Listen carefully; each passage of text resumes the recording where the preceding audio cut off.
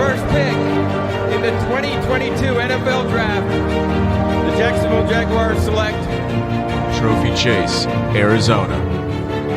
with the second pick in the 2022 NFL Draft, the Detroit Lions select Cody Smith, Houston, Texas. The fantasy draft room is now on the clock. Welcome to the fantasy draft room. I am Chase, and with me as always, my man Cody. We got another startup mock in the books. Yes, we do. We got a 12-round mock this time. We extended it from the previous 10 rounds that we have done. This is going to be our last startup mock before the combine. So we're going to get a lot of different data from the rookies once these guys all go out and test this next week by the time you all see this one. So it's going to be interesting to see where these rookies move, but also interesting to see where these vets go. Did some of the rookies start to push some of the vets out of their spots? Where are these vets trending with throughout over their offseason hype? You know, Lamar Jackson's had a lot of time in the news. Aaron Rodgers, Zach Wilson, all of the quarterbacks have really been a large topic of conversation here over the last couple of weeks. So it's interesting to see how these startup mocks always shake out. Yeah, man. And I think the big thing is this is startup season. You know, we've had about 2.5 weeks since football ended. You know, it's been 2 months now, basically, since fantasy football ended. So people are getting that itch, and so let's see what these rounds look like. We'll get things kicked off with our first 3 rounds, and man, this is what we're seeing right now. Like, this is it. These quarterbacks, these first 8, mix and match, whatever order you want. You know, you and I talked about it beforehand. These tiers fit, you know, 1 through 3, 4 through 6, and then 7 and 8. Like, you know, having T-Law and Fields in a tier, Burrow, Herbert, Lamar, and then Hurts, Mahomes, and Allen. But this is what we're going to see. If you're not in the top 8, you're missing out. Yeah, it's pretty standard across the board. I mean, if we're going to go look at some ADP data, we can pull up our guy Koopa Troopa is out of the Shit Show Discord, just recently into the Destination Devi Discord as well. He's got Justin Jefferson up there at the 106, so he's probably the only one that's sneaking in, and I think that's very wrong for a community consensus. I don't understand how you can pass up on any of these 8 quarterbacks. My only one would be Fields, just because I have long-term concerns with him, but he's still going to produce like a top 10 quarterback as long as he's out there and rushing around in the league. So, I mean, I don't see any way it couldn't be these top 8. Whatever way you want to place them, obviously they have their little mini tiers inside of it, but I don't really care where I'm at as long as within this top 8. Yeah, I'm with you 100%. The last 4 picks are challenging. I mean, you can even say the last 3, you know, make it to the 10, 11, 12. It's a very rough go at quarterback, you know, primarily, because you're either chasing the value, you know, you're chasing the quarterback value, or you have to kind of carve your own path and hope to be able to get some of the next tier later on. So we'll kind of see how those last 4 spots unfold. Anything else you wanted to kind of point out here with these quarterbacks? There is one guy who I think we have to have the conversation on, and it's actually the guy that you passed on here in the first round, because in my mind, I actually don't think it's a top 8. I think it's a top 9. I'm not ready to write off Deshaun Watson from that top 9 just yet. You were lucky enough in this startup to come back around and pick him up in the second round here at the 2-4 for you. But do you think he should actually be? I know you were just trying to play the game a little bit here, just take a Justin Jefferson team, see how it shook out for you. But I think you have to be ecstatic to be able to get Deshaun Watson here at the 2-4. Yeah, and that's exactly it. I was just testing out the theory. If I happen to be in the back part of the draft and I pass on quarterback, see how things kind of unfold. I did not expect Watson to be available to me. I thought I was going to be choosing between Kyler and Dak Prescott there in the second and see what decision I wanted to make going forward. But who knows? I may have taken a different position altogether and just completely passed. But yeah, he fell to me in the second round. I couldn't pass that opportunity up with him being a top 9 quarterback for me. I definitely have him in that first round for sure.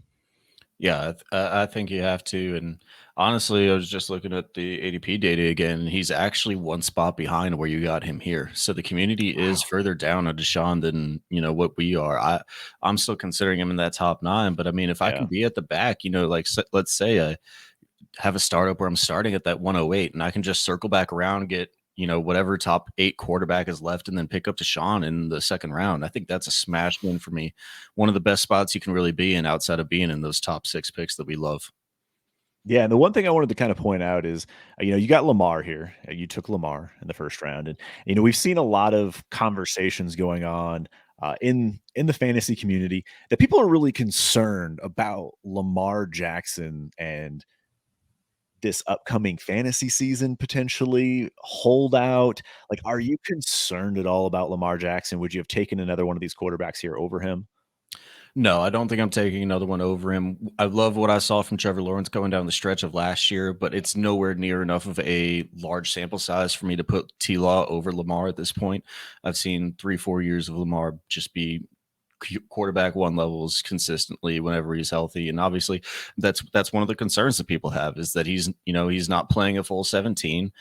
People have concerns and stuff that he's not playing down the stretch late into seasons whenever they have their fantasy championships, and I think that's just a little bit, it's not going to be conducive of what future outcomes are. If you can project that somebody's going to be out week 17, week 18 of every season, then go right ahead. Like, if you want to say that you can make that bet, I'm not going to make that bet. I'm going to say that Lamar Jackson is one of the best rushing quarterbacks still to this day in the league, and he's actually a very good throw over the football as well. Whatever critics want to say of him, he's actually a very good throw over the football. I personally don't believe he's going to wind up on the Ravens come this time at the beginning of the season. We've been saying this, we've been talking about this one since the day one of last season, and people are just finally starting to catch back onto it. People are scared of they're scared of the franchise tag. They're scared that he's going to hold out through the franchise tag. I just don't think that from a organizational standpoint from the Baltimore Ravens that they can handle just sitting on Lamar Jackson for that long. If he says that he's not going to play for this franchise anymore, you're not just going to have a dead asset sitting on your team who's going to be making $45 million, and you're not going to ride it out for that. There are going to be teams that are going to come calling, teams like the Panthers, teams like the Atlanta Falcons, who are going to come calling for this asset if Lamar decides that he doesn't want to play for this team anymore. Somebody will pay up for him, and whenever that happens, I think he's going to be firmly launched back into the point of quarterback 4, quarterback 5, quarterback 6 easily, because he's going to have much better weapons wherever he does go than he has right now in Baltimore. They've just shown no desire to build around him, and whatever team gives him that kind of contract, that kind of money, that kind of guaranteed money, they're going to be fully invested into building the offense around Lamar Jackson. And that's just not the case that he has right now. So I think it's only brighter days ahead for Lamar Jackson. Yeah, I'm with you 1,000%. The big thing that I keep looking at is people are worried about a holdout. Like, that's really the only thing I can think of that you would have any. I mean, yeah, he has injury risk because he runs, but they play football. Like, they're going to get hit. Like, it can happen on any play. So I don't like to have injury be a big part of this. But yeah, like, I don't think he's going to be on that team very long. It feels like the organization's moved on. He's moved on. They're just waiting to do the tag and trade opportunity. And when that comes up, the Ravens aren't going to force him to stick around. I wouldn't imagine. It could happen, but it seems like they have a plan and a path to move forward without Lamar. And I think it's going to be in the best interest long term. So if you can buy low on Lamar right now, like, that is absolutely where I'm at. I mean, I don't know what low is. Like, he's probably, I mean, it's a small discount right now. Do you think? I mean, have you seen any trades go through with Lamar? What was the one that went through in Heisman earlier? I forget what the one for Lamar was in Heisman, but I mean, I can talk to my own where I down tiered from Burrow, picked up a 202, and then picked up Lamar. And then I also sent away Trey Lance and Bryce Young combined to go get Lamar Jackson as well, which is a high asking price to pay. But for me, I don't care. Those are two unproven quarterbacks, two unproven assets, and one may not even have a chance at a starting job ever again. I mean, obviously, I still think Trey Lance is going to start in the league, but there's a situation where that never happens for him. Never comes to realization. There's a lot of questions around that. It could get a lot worse for Trey Lance futures coming down the road, and who knows what happens to Bryce Young with his size concerns going into the draft as well. Figured I'd just rather have the more in-place asset in Lamar Jackson, and so. But if you want to call that buying low, I've seen a lot lower than that go down. I mean, I've seen people just send up straight like 102s and like a small piece to just get up to Lamar. People are going into rookie hype season, and people want these rookies. They like the upside of them, and I would much rather have what Lamar Jackson has shown me over the entirety of his first contract with the Ravens than I would anybody else coming into the league fresh.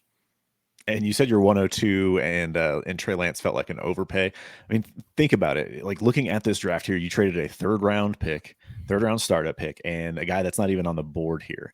So, fourth, fifth round. And we talk about, you hear Scott Connor talking about in his roster construction series and his dynasty startup strategy series that he's doing, that you trade the second, third, and fourth round startup picks to move back up into the top 8.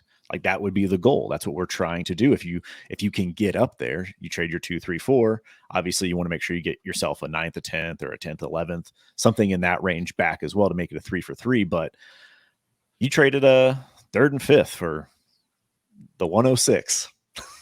Feels pretty good. Yeah, it feels pretty good. I mean, this draft does feel a little bit lower than consensus on where these rookie quarterbacks are going specifically. I've seen a lot of times where they're in the middle of the second round. I've seen some of them over Dak Prescott sometimes, which I was even glad to get back here at the 2-7. I mean, you're going to tell me I can start up a startup with Lamar Jackson and Dak Prescott. I will take that every single day of the week. Be perfectly happy with that. So I would have these quarterbacks about where they're going in this one. That's probably where I would start to place them, but you're going to see them higher. But I agree with you that, you're talking about my end of the price being, almost concerned of being too high. But yeah, it's, if I can trade my second and third in a startup draft and go back up into that range, hell yeah, I'm doing it every single time to get one of those locked in super flex quarterbacks. Now, before we move forward here, I want to look at a couple last things. We had 5 running backs come off in the first 3 rounds, basically 5 and 2. And then that third round didn't have a single running back. We had 14 wide receivers come off the board in the first 3 rounds, which has been pretty standard. There seems to be a tier gap that we're all kind of onto. So they are going quick. And then we have 4 tight ends. So we had Kelsey, Andrews, Pitts, and then Hawkinson in the same round as Kyle Pitts here in the third. Felt a little bit early, for TJ Hawkinson. And we kind of talked a little bit about this. How close is TJ Hawkinson to this top 3? I think he has a reason to be up here. And as we're seeing this, do want to specify that I believe we specified to these guys we were doing a 1.75 tight end premium for this. So that is going to vault a lot of the tight end value up the board. Make sure that you have your guy. I mean, Barry here got 2 back-to-back and Andrews and Pitts, and he can put those into a tight end slot and a flex spot every single week. So that's definitely going to be an advantage for his team if Pitts does come around and starts to develop starts to produce like we all think he can. And I think that's just the question, right? We saw down years both from Andrews and from Pitts last year, whether that was due to injury or due to quarterback play. Both of those guys had pretty down years, and we saw TJ Hawkinson smashing at the back of the year once he did get traded to Minnesota. I forget what it was exactly, but we were prorating out his targets whenever he did go there, and he was like a 150 target guy and like a 90 reception guy after he made the transition from Detroit to Minnesota.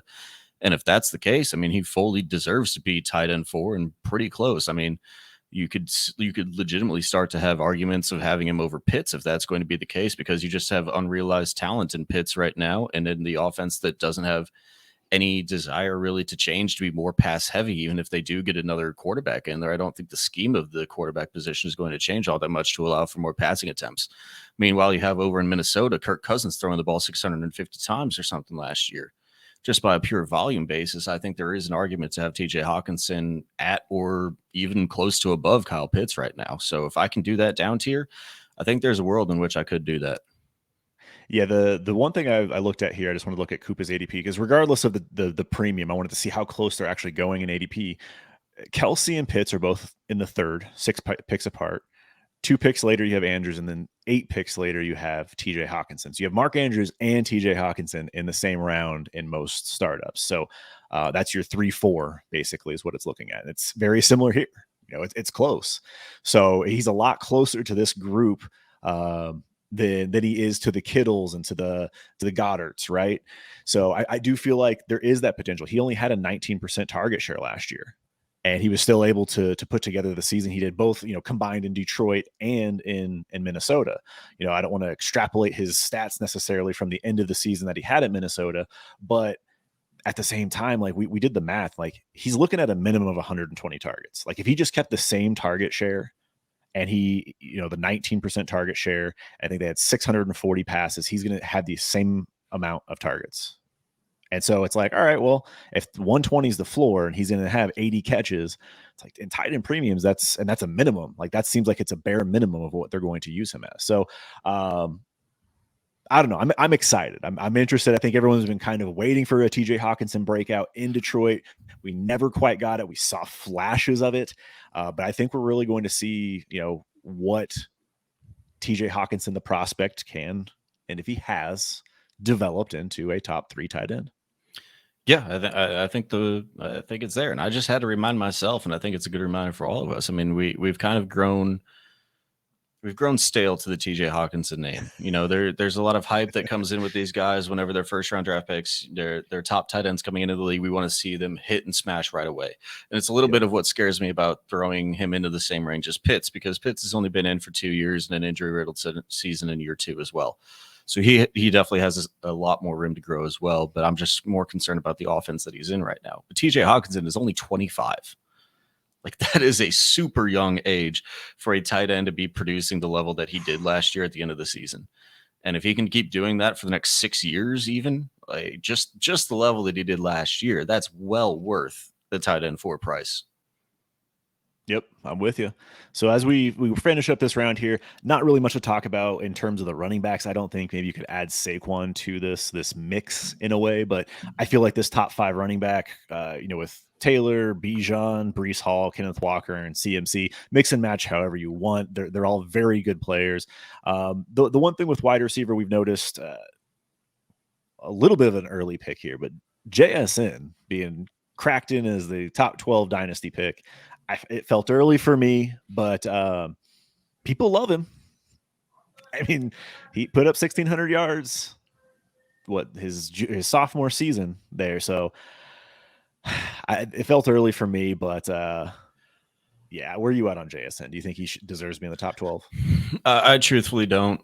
There's a lot of these guys. Olave put up the numbers last year to support the hype that came out around him, and honestly, there wasn't much hype. He way up produced what hype was going into him as a rookie wide receiver. I'd still take the production known of Adams, even though he's going into his 31 year age old season. Metcalf, I'd still probably have up there as well. And I'm sure there's a couple of guys that we're going to reveal on the board here as well that I'd rather have over JSN. It's just a matter of there's a lot of hype and hope around JSN. And honestly, even just in draft circles this year, there's a lot of questions about JSN. There's a lot of questions about his athleticism. There's a lot of questions just about the injury concerns coming out from last year as well. Do those transfer over? Where is he going to go in the draft? I mean, we've seen drafts with him falling into the second round, back of the second round. I think I saw one mock draft with him in the third round. So there's a lot of concerns, at least just from a general NFL perspective, that we can't directly translate to him just coming in and being an alpha top 12 wide receiver. I don't think. Does the upside there exist? I think obviously it has to, because he outproduced both, the other guys that we see in this round of Garrett Wilson and Chris Olave at the same school at the same year. So the upside is definitely there, but there's just the questions of, is that the scheme? Is that the fact that there's those 3 star-studded wide receivers at the same school for why he was producing that much? Would have loved to have seen what he could have done with CJ Stroud this year. Probably would have torn it up again and probably would have put a lot of those fears to question. But even if he did, I still think it's a little bit high for me to have JSN up here in the middle of the third. Yep. Okay. Perfect. We're on the same page there. I'm going to pull up the next 3 rounds here. So rounds 4 through 6. This is where we get the quarterbacks coming off. This is round 2 of the quarterbacks. You had the first grouping, basically the top 10, top 12 going off in the first couple rounds. And then we have Bryce Young to kind of finish off. After the turn, you have Daniel Jones, CJ Stroud, Trey Lance, and then A. Rich later on. Who would you rather have? Forget where they were drafted. Would you rather have Daniel Jones or Bryce Young? I'll take Daniel Jones over any of the rookies right now. Daniel Jones or Tua? I'll take Daniel Jones just because of the injury concerns to Tua. I mean, I'm just crawling up the board here. I don't know if you'd say Dak.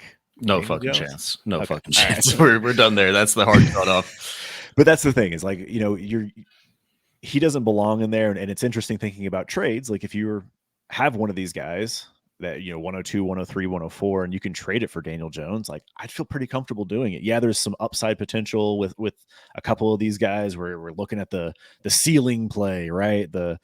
He can be a top 6 guy. So yeah, you're playing around with that, but Daniel Jones is going to be a back end QB1 for you. So getting him here in the 4th in between those rookies, and right there with Trey Lance, it felt pretty good for Barqua to grab him.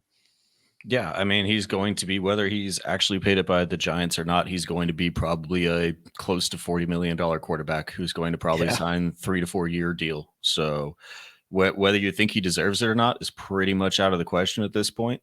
And then you have to look at, I mean, what was his production that he put up last year? He was the QB9 on the season. So you're going to give the QB9 on the season last year a $40 million contract to be locked in for the next 4 years. I mean, that is better than any. I will take that over any potential hype of any rookie that's coming in. Any question day one, I'm going to take that known production. Obviously, he's had his struggles over the first couple of years, but there were reason for his struggles. I mean, he didn't have the weapons around him. He had terrible offensive coordinators. He had terrible weapons, everything, and he did this with terrible weapons this year. So just imagine what, like, if he does end up staying in the Giants organization, which I do think ultimately happens, even if they have to let Saquon go to do it.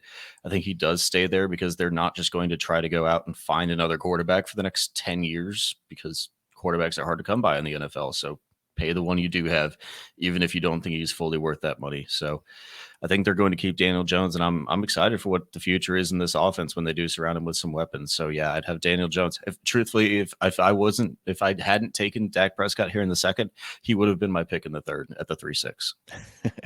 And I kind of figured that would be the case as well. I mean, he's definitely the next quarterback up for me after you get past Dak. I feel like he's right there, and I think I would be comfortable taking him in the 3rd if I had to. Like if a situation where I'm looking to, like over Higgins, I think I'd probably be willing to do that. So yeah, interesting quarterback here. We'll see how much things change when we do find out his contract situation, whether he's signed long-term or not, but it feels good right now having him in New York for another year minimum. So just real quick, his Coupa ADP is the 508. So go out and trade for some Daniel Jones in your leagues.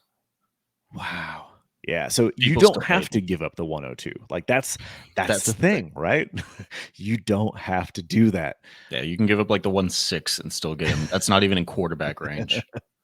Crazy.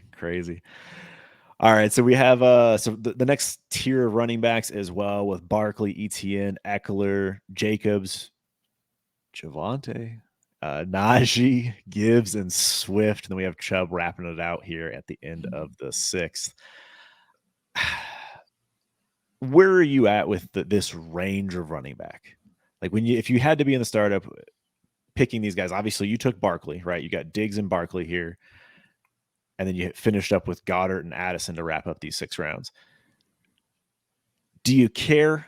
Like, did you care at that point when you were looking at the running backs, where you're just like, if Barkley wasn't there, would you have taken any of them? The difference with Barkley was that I would put Barkley up into the same range as all of these guys that went in round 2. I think Barkley is the same guy as Christian McCaffrey, Kenneth Walker, Breece Hall. If you're not going to age adjust, I think he's the same type of talent as all of those guys, even Jonathan Taylor as well, who went in the 1st. So him falling here to the 4-7, I didn't think was anywhere. I couldn't pass up on that. I do think there's a tier break for me once I get to Etienne, Eckler, Jacobs, Javonte, Najee. All of those guys are a good step further down. I really don't like taking running back early here, but if you're going to let Barkley fall to me in the 4th, just a guy that I couldn't pass on because I thought that was the hard tier of running back split. And then from there, I can come back around and get other stuff with an anchor running back in Saquon, at least for the next couple of years, wherever he does wind up. If he goes back to the Giants or if he goes somewhere else, he's going to be the 3-down workhorse back for whoever pays him. Yeah, he's one of those physical specimens that, like, when you see him, he looks like his body can hold up playing the running back position till he's 30. And like he seems like he's got a good 3 years left minimum. no matter where he plays. So I'm with you as well. He belongs in that top 6, and then after that, it's a hard tier break, and then you're looking at the youth, the aging Eckler, you know, that's kind of where you're at. And I'm okay missing out on those guys. There's going to be other guys that are going to put up similar points in round 7 through 12 that we'll look at that I'd much rather take the shot on at that point. So anything else stand out to you with this? That is the point where I do see the running back tier just kind of change, but I'll be honest. I mean, after that is where I see the wide receiver tier change too. Yes, because London and Smitty are the guys that like they're kind of like the last stands for me. And then you're asking if I want Jacobs, Eckler, ETN, or Pittman, Watson, and DJ Moore, and that's actually a very hard choice for me. Which was why I was very happy to have Saquon fall to me here, because I didn't have to make that choice. But those guys all kind of feel like they're the next step down at their position. If you want the positional advantage, kind of how we're seeing it, shape out across the dynasty landscape right now of wide receiver, I think I'd probably be taking DJ Moore out of all of these guys. But you start getting into that range of these are just the wide receiver 16 to 24 guys who are just going to interchange and never go up, never go down. They're just kind of stuck in that range and can't ever leave it. And so if you do want to pick running back there and a guy like Jacobs, a guy like Eckler, if you want to go in for it this year, I honestly can't blame you. Yeah, I agree. It's nice to have the anchor running back, or like that feeling of an anchor running back with any of these guys in this range. And it's like your last chance to get one of those kind of feel good guys.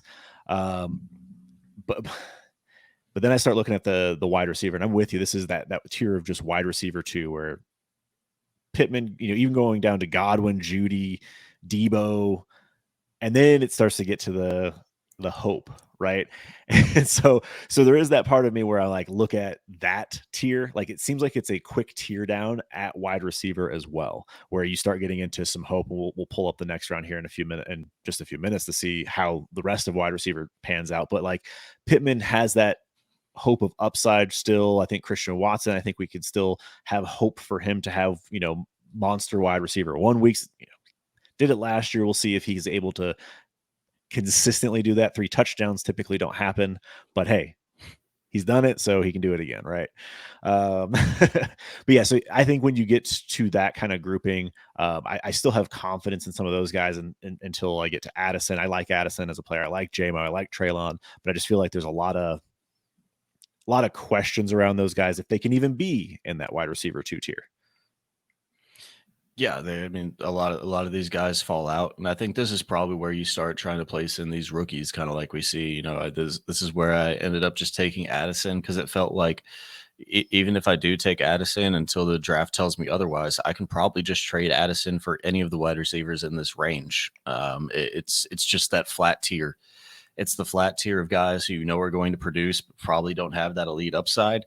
And then, like you said, below this, there's just a bunch of guys who you have hope for, your Kadarius Toney types, your Rashad Bateman types, who they've got the pedigree, they've got, the tools and traits to launch up into this ranks, but we haven't seen it happen for a good couple of years now. So it's why they're lower, and why I pivoted to just going with the rookie, who I can probably swing to whatever position player I want in that range.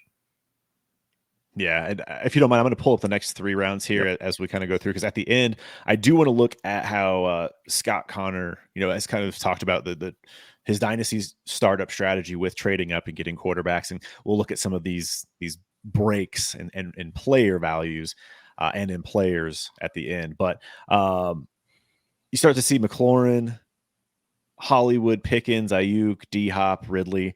I guess there are still some good names there in that round. And then I think it's after that it kind of takes that complete fall off. But just looking at some of those, we have the next chunk of running back where you're still getting Derrick Henry. You're getting the rookies in here with we had Gibbs go earlier, but Charbonnet, just some of those kind of A-Chain, Algier of last year. There's still a lot of value here at the running back position, even into round 10. Yeah, the value is there. The issue for me is any of these running backs, truthfully, outside of those, where I pick Saquon here, outside of anything past that, the running back roulette wheel is just so so dangerous to me right now. Like, I don't even care if it's a running back heavy league. I want to divest out of all of these running backs right now because I will buy back into the ones that actually survive through this just absolute meat grinder that we're going to have of both the NFL draft and free agency because these guys can go anywhere. And there's like 30 good running backs where you only have probably about 8 slots that actually really make sense for one of these running backs to go. And all of the rest of them are just going to eat into each other for fantasy and production, I feel, for the 2023 season. So I am horrified by running back right now. I don't even feel good about taking Pierce and A-Chain here, really. I would still rather just almost pivot to somewhere else because Pierce can get replaced in the draft. A-Chain can just fall to the 4th at this point. All of these guys, anybody past round 3 even, past round 3, past round 4, any of them can just have like 30% of their workload taken away at the snap of an instant. It's kind of crazy to think about. Like it really is. It's kind of crazy to think about. We have, even names like Javonte and Swift and Ramondre. There's going to be somebody that comes in and takes Harris's place in that backfield. Whether we don't know what kind of workload they're going to get, but someone's going to be there. So it's going to be interesting to see what names. We have no clue where these rookies are going to land. Is it going to be a good situation? I mean, you took Pierce and A-Chain here. We've actually seen, I think the most recent one we looked at, we saw A-Chain get drafted by the Texans, and so they would have a two back set. So it's scary. Like it is a scary, scary place right now. And you're right. The outside of the top 7 guys, 8 guys, I mean, some guys, Chubb's secure. They're going to bring someone in, but his job's secure. But Pollard, he still has the foot injury. Hopefully he's going back to Dallas. Who knows if they bring in anybody else? Sounds like it's just going to be Zeke, but yeah, lots of question marks here at the running back position. What are you doing with running back? You said you're going to sell them off, but realistically, you're not going to be able to sell in this market unless it's a name. I mean, what I'm trying to do is probably just down tier in the market. If I've got old guys, I'll try to, if you've got the Nick Chubbs, Ramondre, Derrick Henrys. I mean, the issue is that all of these old guys are getting devalued too because of what the market is. So you can't even take a Joe Mixon and down tier it into Tyler Algier in a second because Joe Mixon is now valued at a second himself.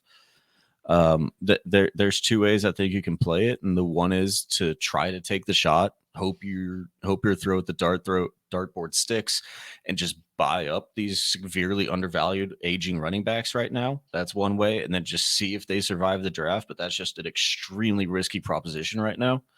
And the other way you can do it is just try to sell off for whatever you can, and then buy in where you think there's not being appropriate value once we get post the draft. I lean more the second way right now, where I'm just trying to sell off for scraps and then buy back in, because if the running back position is still going to be this deflated, I don't have to pay up that much to get back into the same type of tier of guys, in my opinion. That's what I'm hopefully projecting for these guys.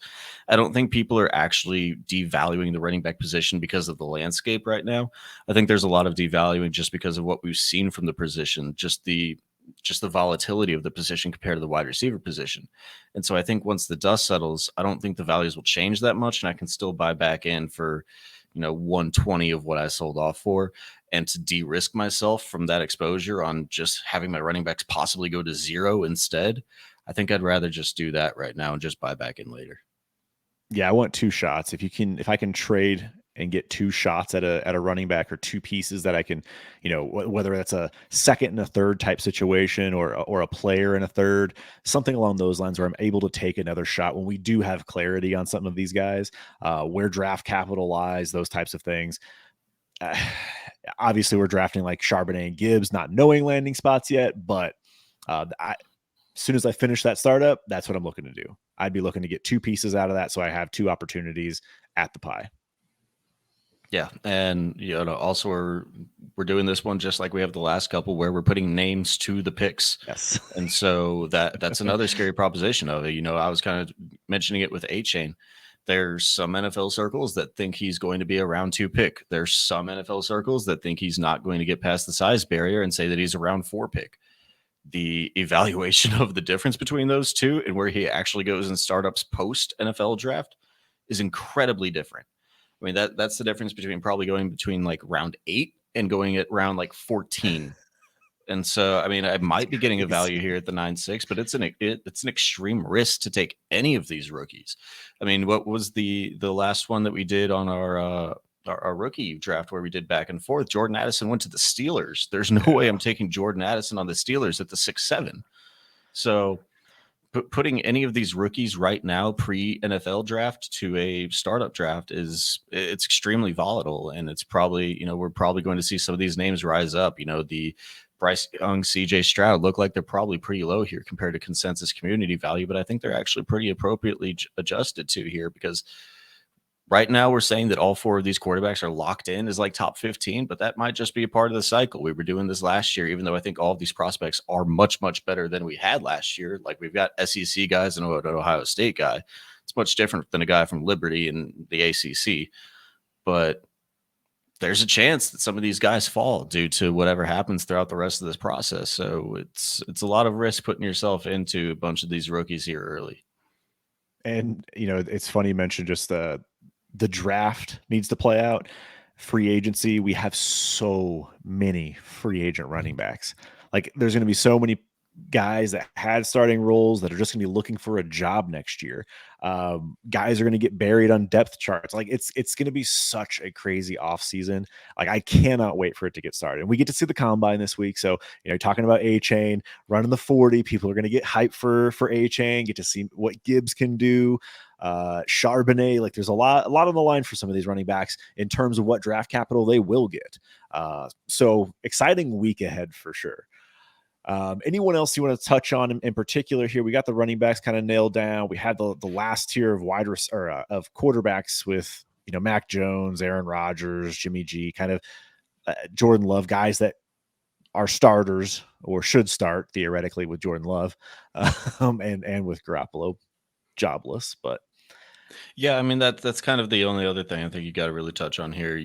You're looking at the tight end values; they're going off what I think is in pretty relative range for the premium that we would be playing in here at a 1.75. I could actually see them being a little bit higher due to that scarcity at the position. But yeah, once you get past those top 3, top 4, top 6, like Goddard is even questionable for me being there. I know we've had our discussions about him as well, that he might deserve to be a little bit lower and kind of in this back end range with all these other guys.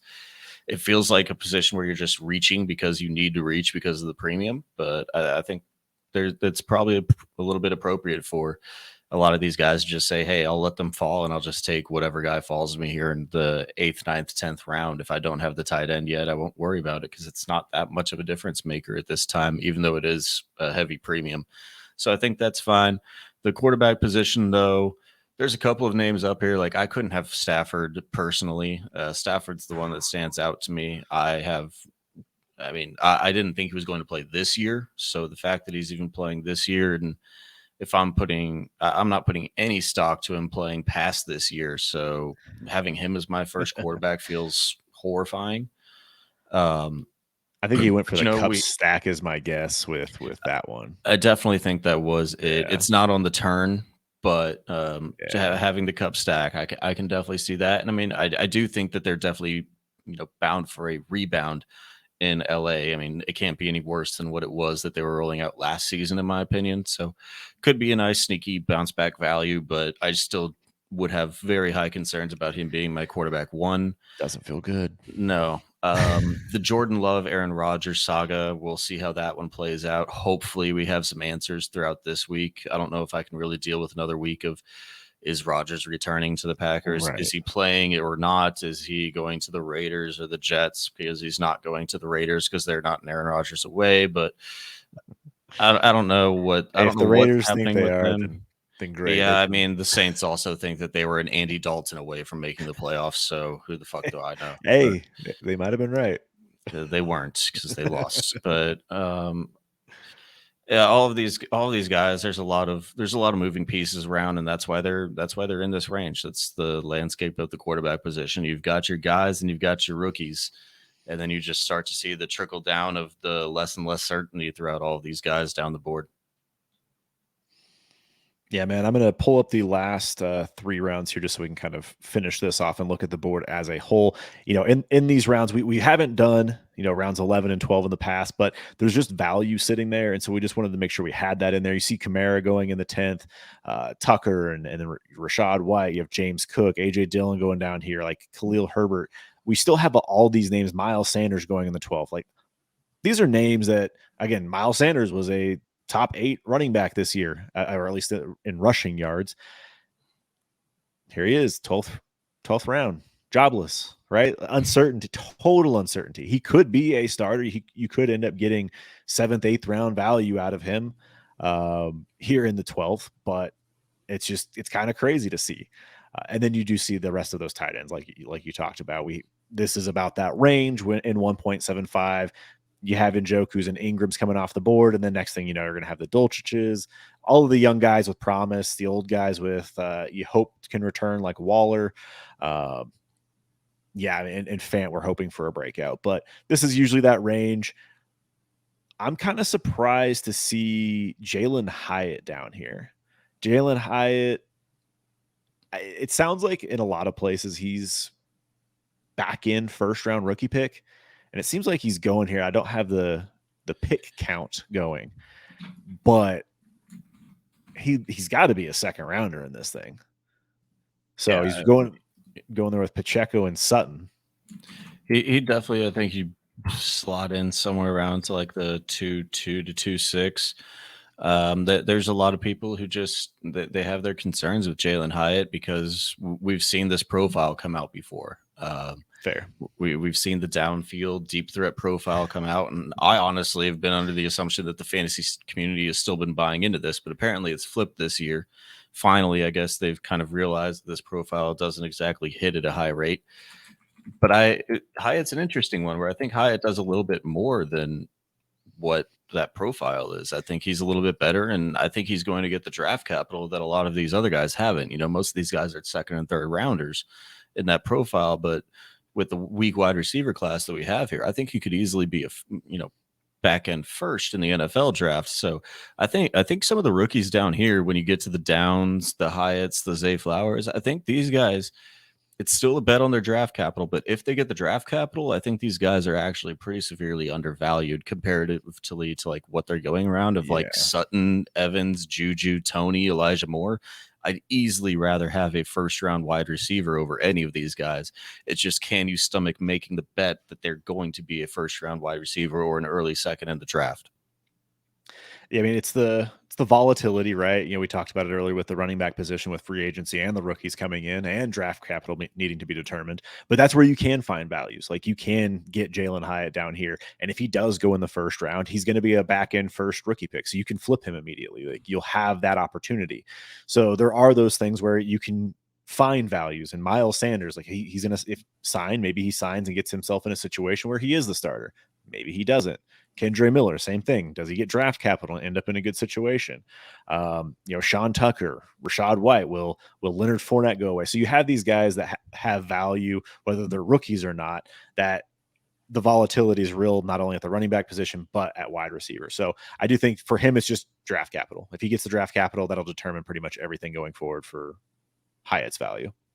Yep, and I did just want to check Koopa's ADP that we have pulled up here on the side as well, and it's actually not that much of a difference in value. Hyatt going here in our draft at the 11-4, and then in the ADP draft that Koopa's collected, he's got Jalen Hyatt going at the 10-12. Yep. So it's pretty similar there. Pretty close. Yep. I think we might just be undervaluing some of these rookies just because of I can understand it. It'd be hard. It's hard for me to even take an A chain here. Like we talked about earlier, there's just so much unknown, and I can lose so much value off that pick just because of how the NFL draft shapes out. I'm just starting to look up and down some of these teams. I hadn't even looked at my team until you just said that. I have Charbonnet, Kendre, Miles Sanders, all uncertainty, right? Aaron Jones. Luckily, Aaron Jones is restructuring his contract to go back to Green Bay. Man. But outside of that, you've got a lot of uncertainty in that running back room. Oh, woof. This is guys we like, but who knows? There's guys the fantasy community likes every year that NFL draft is just like, nope, you're this year's Isaiah Spiller. And this is why the dynasty strategy conversation has been around. Can you trade your second, third, and fourth startup picks, get back into the top 8, get Fields, get T-Law, Lamar, anyone, and still be able to get a couple pieces back in this round 9 through 12 range? Because there are good players there. There are players with immense upside. You could compete still, being able to have, Josh Allen and Lamar Jackson, and then you're able to find your way to Kendre Miller and Alvin Kamara. You're still able to get, Cortland Sutton. We'll see what he is. Mike Evans should produce. I guess right now, when we did this draft, we did not know Wasn't that people trash were news. there wasn't like exciting trash news. Now there is. So that one changes just a little bit. But yeah, I mean, Pacheco could end up being the lead guy there and taking a stranglehold on that. And if he does, I mean, I think his value goes up. So there's a lot of things where you can build a team to score points if you're able to get, 2 guys in this range. And then the other concept is then trading your 5th round pick and adding a 24 first and trading back. So again, you're getting value in this range, right? Like you are getting players that can put points on your roster, or you can get yourself actual long-term value. So depends on how you want to play it, how you want to build your team. But it can work. Like you can win. You can still win. You don't necessarily want to draft win now, but you can do it. Yeah, I think it's kind of goes back to what we said looking through this of the strategy past. If you do end up trading your, like 2, 3, 4, getting back some later picks and then going up to get another quarterback. That's the only thing you do in this scenario is you go back up to get another top 6, top 7, top 8 quarterback. Yeah. Don't do anything else to do that. But you set up your super flex for the next how many ever years and you lock in 2 of those top end quarterbacks. So you have that. And then obviously, if you do that, you're probably forfeiting at least 2 of 3 of your 2, 3, and 4. But if we start to look into, where we were going through it and talking about the tier breaks, I was saying that my running back tier break is, probably around Saquon. We're looking at the wide receiver tier break for me, probably around DJ Moore there in the 5th. And so if you get past those tier breaks in terms of just the positional guys, then truthfully, in my opinion, there's not much of a difference between rounds 6 through 10, 6 through 11. And so if you can just send off your 6th round pick to go pick up a 24th and then a 10th round pick, yeah, you definitely do that. Because if you look at that trade post startup, you're going to be looking there and saying, like, I mean, these guys are kind of almost in the same tier. And now I'm just holding a 24 first that's liquid, and I can throw that at anything, or I can hold it and try to play it into next year where there's a definitely good top tier of the 2024 class as well. And so you can really dominate a draft, I think, if you do go through that through that style of approach to it. And like you said, I mean, if you even go through and you just pick up a couple of guys here in the 2 guys in the 9th, 2 guys in the 10th, 2 guys in the 11th, you can still put together a team that's competing really, really easily. Yep. And then you're already going to have that 24 capital to do whatever you want with come the season. And if you want to make the push in, you can, but you'll have assets to help put points on the board or make trades in whichever direction you're looking to go as the season kicks off. So you put yourself in a really good spot. And as you mentioned, having your super flex be a top 6 quarterback feels really, really good. So yeah, there's nothing better than looking at your lineup and seeing that you're rolling out Allen and Burrow. I mean, there ain't nothing better than just locking those 2 in every week, or any mix and match of those top 7, 8, 9 guys for me. I mean, it just feels so much better whenever you have that, and you're not trying to scrape the waiver wire for guys like fucking Jared Stidham every week whenever they have their 2 weeks of glory. So it makes it a hell of a lot easier to play Dynasty when you have that position under lock. I mean, I'm just looking at that 9 through 12. Obviously, I intentionally passed on quarterback, not expecting to get one, so it kind of worked out a little differently. So 10 through 12. I mean, yeah, Bryce Young, CJ Stroud, Kyler Murray, and Daniel Jones, and then you have Stafford, Geno, Brock Purdy. And I guess Kyler and Daniel Jones doesn't feel awful. But it seems like you missed out on some value in that range there as well. I mean, you could have had Deshaun Watson in the first with CeeDee Lamb. you could have had Deshaun Watson and Kyler Murray if you wanted to go 2 QB and kind of make things a little more secure. But yeah, like just the rest of the build out, it's tough. Yeah, I'm honestly pretty fine with having the Kyler Murray and Daniel Jones build, Yeah, but there is a little bit of a directional flaw, I think, as you go down this draft board, where you're putting Derrick Henry and Dalvin Cook onto the roster, and then you're looking like, okay, well, if Kyler's not back and playing for the first half of the season, or he's, not producing at QB1 numbers, is, what we're probably going to see at least throughout all of 2023, this would be a team that I'd try to lean in maybe a little bit more to the build for 2024. This is one where actually I'd really be inclined to go with, if I can actually get Kyler Murray here at the 111, then use my 2, 3, 4 to trade back up into another quarterback, and then just start picking up those 24 first, I can go full tank in 2024, control the destiny of my 2024 pick into a guy like a Caleb Williams, Drake May, Brock Bowers, Marvin Harrison, and then have the team that I build behind that. I think that's probably where I'd go more to leaning if I had this start than maybe some of those older aging vet quarterback or vet running backs. But without having trades here, it's extremely hard to try to build a roster from this back three. Yeah, I was gonna say the same thing about the running backs. It's like, or about the 11 slots. Like there's no trade, so you really, hypothetically, but I can tell you right now, if I had that first 6 rounds and I was like, oh yeah, I'm gonna take the youth and Derrick Henry fell to me at the back of the 7th, I would have the hardest time passing on that. Like it would be so tough to do that. And then same thing, you get back into the back of the 9th round, you're like Dalvin Cook, like I just got 2 marquee running backs locked up and it feels like they're donated to me. But yeah, I'm with you. I would have loved to have gone a little bit differently just for the sake of the build, right?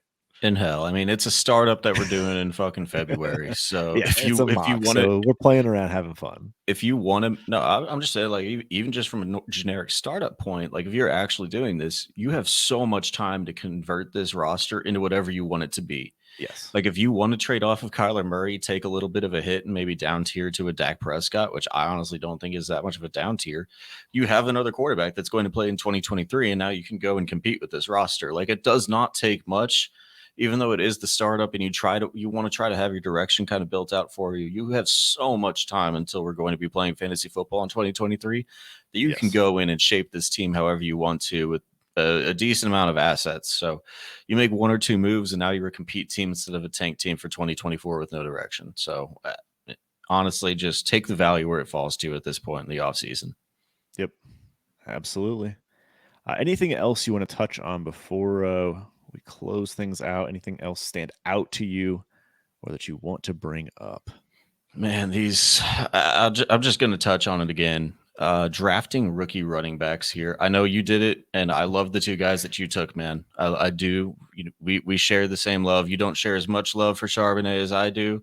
True. We both love Kendre, but basing my running back room around that right now is I would not be very comfortable. These would be guys that I'd be trying to convert into vets as soon as we're out of the startup, because there's just so much like any of these guys.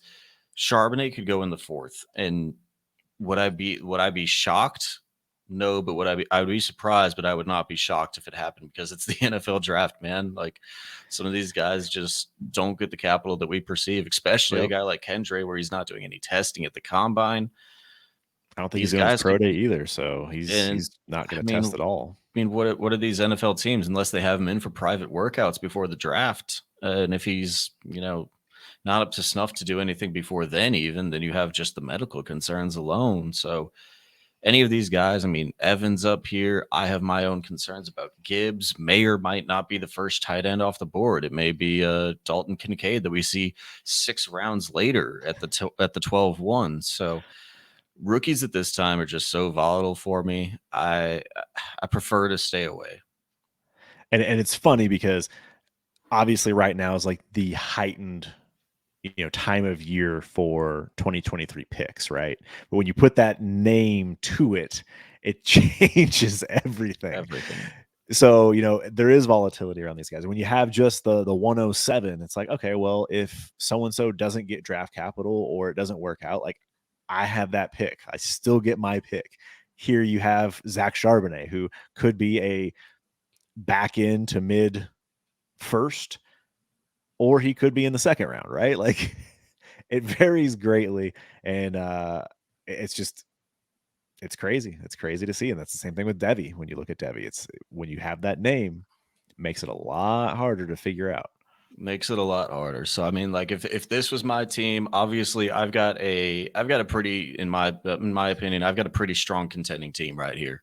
Where the only reason I really took Addison was because I thought he was falling a little bit too far compared to everybody else. And so I'd be trying to flip Addison either into 24 capital. If this was an actual startup today, I'd be trying to flip Addison into 24 capital, or I'd be trying to flip him into probably another vet before the NFL draft happens, just because I don't know his landing spot. I don't know his draft capital.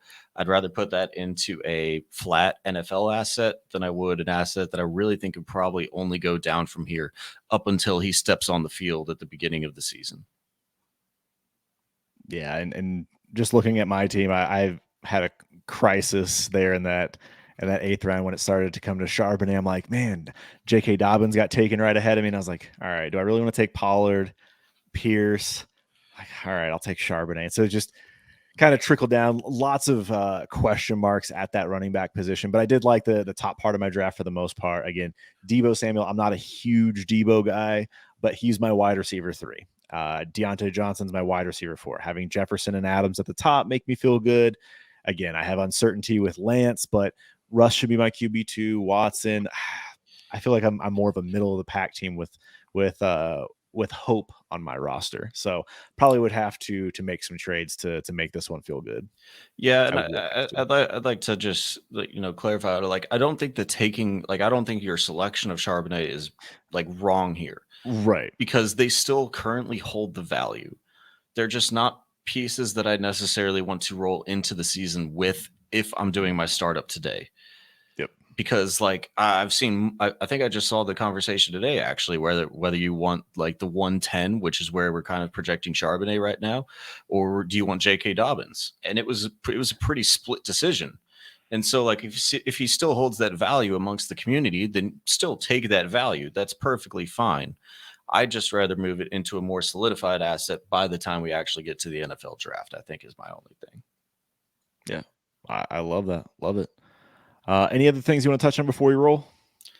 I don't think I got anything here. The only ones that I'm kind of looking at here, looking at the bottom quarterbacks of Hendon Hooker, that's way higher. That's just because of the positional scarcity. Hendon Hooker's a little bit higher than I think he would be in just like a normal, rookie mock. So I think it might be a little bit of a reach here on Hooker. And then Sam Howell. Oh, God. Him and Kyle Trask are going to be two of the most interesting pieces for me throughout this offseason. If this narrative still continues to go that they're actually going to roll out Kyle Trask and Sam Howell into 2023, I can't see a world where it happens. But NFL teams don't necessarily always try to put the best product on the field. And so, you've got new ownership, especially for Sam Howell. You've got new ownership coming into Washington probably here within the next year.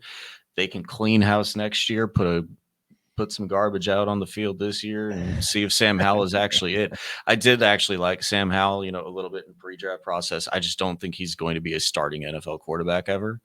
So we'll see. But the Kyle Trask and Sam Howell narratives that have come out the last week or so, those are going to be very interesting to watch throughout just the NFL season as well, and especially for fantasy. I mean, we have a lot of quarterback movement coming up with Aaron Rodgers, whatever he's doing, staying or going, getting traded. That's all to be determined. Derek Carr is a free agent and kind of looking at getting a job, kind of. I don't know. Seems like he's being very patient. Lamar might get traded or should get traded. And I feel like that's where we're going to start seeing all these other situations kind of pan themselves out. Maybe Jimmy G is going to be a guy that's kind of waiting till the end. Same thing with Jameis Winston. So those guys are all rentals kind of thing where they could come in and take over for a Sam Howell if they did decide to, for whatever reason, feel like they could compete. It's a very, Washington football team, Commanders-esque type thing to do. So, lots of fun this free agency with quarterbacks, running backs, everything except for wide receiver, basically, is what it feels like. So not a whole lot out there right now. So anything else before we roll? Nope, I think you covered it there at the end. Make sure to drop your comments down below if you think that any values are too low, too high, any potential trades that you think you could do to try to get up into that first round, that coveted first 8 quarterback picks. If you have done any of those, I would love to see those, because we're about to be kicking off these actual, startup mocks that we're going to be trying to make those deals in every single one of that we get into. If we are doing snake, this is probably why we prefer to do auctions a little bit more, but auctions aren't always as readily accessible throughout the fantasy football community yet. So we're probably stuck with a good amount of these snake drafts as we see going forward. So this is what we're going to do. We're going to keep rolling these out. We'll probably have another one of these startup mocks post combine, I guess, here within the next couple of weeks. So let us know if you want to be a part of that one. And if you got anything else to plug, do it as we wrap on out of here, man. Yeah, I was just going to say, you mentioned auctions. If you are interested in auction mocks, or if you are an auction truther, we are as well. We do feel like auction is the fairest way, because you don't get stuck there at the end hoping for a quarterback to fall to you. If you want to see some of that kind of content, or you want us to talk more about that, let us know. We also have some auction stuff that we would love to chat with you about. So please comment down below, like, subscribe, and thank you again for joining us here in the Fantasy Draft Room.